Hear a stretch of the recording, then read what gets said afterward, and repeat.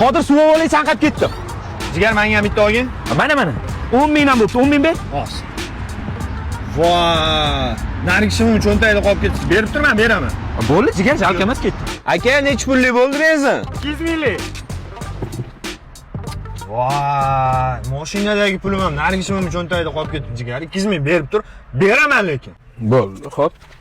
Assalomu alaykum, Muhriddin osh markaziga xush kelibsizlar. Nima buyurasizlar? Aka, sizlarda jigarlar degan set bor ekanmi?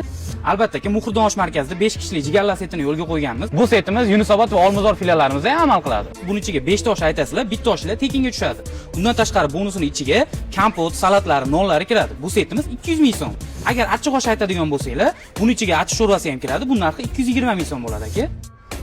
Zo'r bo'pti-a oshlar, ha? 5 kishiga 40 mingdan tushibdi, davay. Jigar boya aytdim-ku, narigishimning cho'ntagida qolib ketgan, berib tur, beraman. Qaysi shim o'sha? Qizil gulli shimim bor, o'shani cho'ntagida qolib berib tur, namuncha Yur o'sha shimni olib kelamiz.